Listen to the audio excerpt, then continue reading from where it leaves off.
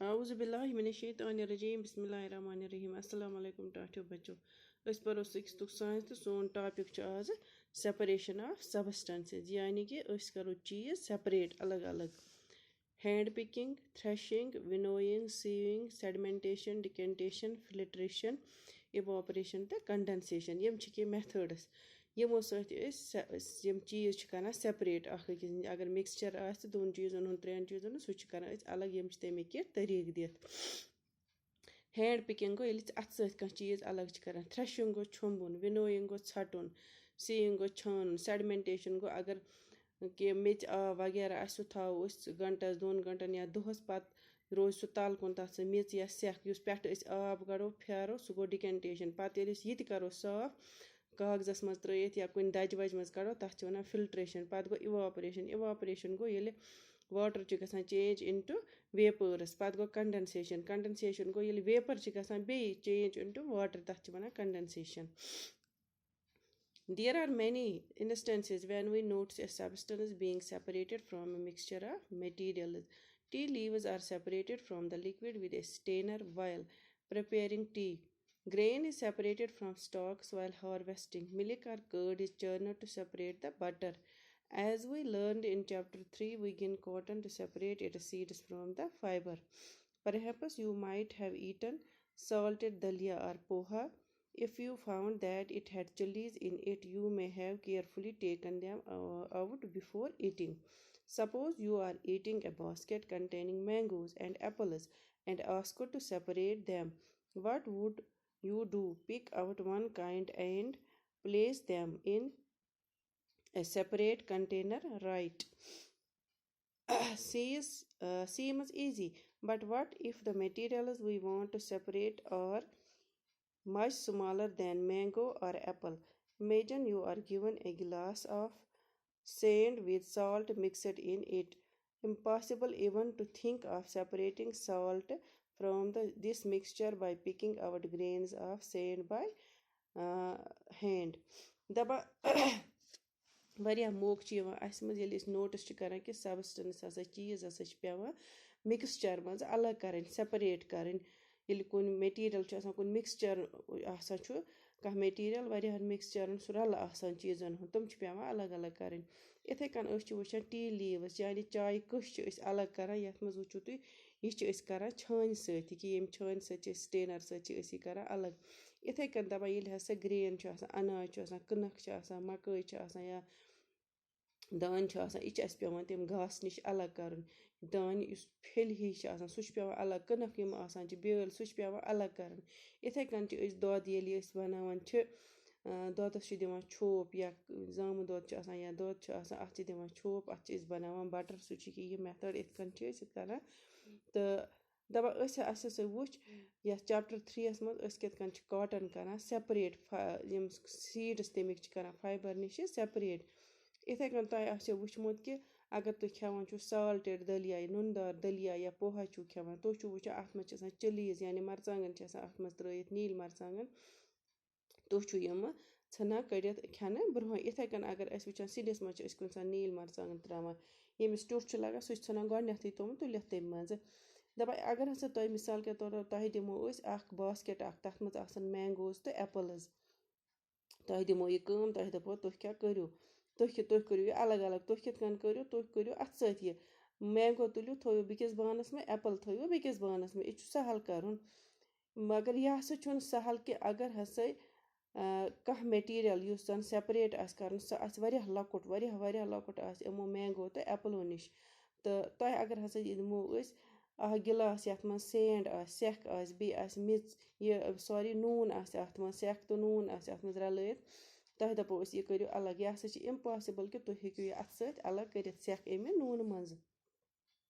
पत करो activity in column 1 of table 5.1 are given a few process of separation. The purpose of separation and the way separated components are used in mentioned in column 2 and 3 respectively. However, the information given in columns 2 and 3 is jumbled up. Can you match each process with its purpose and the way separated components are used? Why do we separate substances? أسۍ کیٛازِ چھِ یِم الگ کران purpose of which we do the separation کمہِ مقصد موٗجوٗب چھِ أسۍ یِمن الگ کران separation process. What do we do with the separated components? یِمن separated componentن کیٛاہ چھِ أسۍ پتہٕ کران separate stone from rice. اَسہِ چھِ کَرٕنۍ کنچہِ کڑنہِ توٚملہٕ منٛزٕ الگ اَتھ چھُ اَسہِ میچ یَتھ سۭتۍ کَرُن أسۍ کیٛاہ کَرو اَتھ یہِ چھِ to remove non useful component impurities اِرَلیا سۭتۍ کیٛازِ کہِ کٔنۍ یِم چھِ آسان تِم چھِ آسان non useful components أسۍ چھِ کران we throw away the stone components أسۍ چھِ یِم کَنہِ دِوان دٲرِتھ یِتھَے کٔنۍ churning milk to obtain butter أسۍ چھِ کران مِلِک چرن یعنی چھوپ چھِ دِوان أسۍ دۄدَس تاکہِ اَسہِ میلہِ بٹر اَتھ گوٚو to separate two different but useful components أسۍ چھِ کران different یِم یہِ گوٚو یَتھ سۭتۍ اَتھ گوٚو to separate two different but useful components أسۍ چھِ کران یِم الگ الگ مگر یِم چھِ دۄنوَے useful components اَکھ بَنہِ اَتھ منٛز اَسہِ تھٔنۍ بیٚیہِ بَنہِ اَتھ منٛز اَسہِ سُہ دۄد ہیوٗ لٔسی ہِش we use both the components أسۍ چھِنہٕ دٔرِتھ دِوان یِمہٕ کِہیٖنۍ أسۍ چھِ دۄنوَے component استعمال کران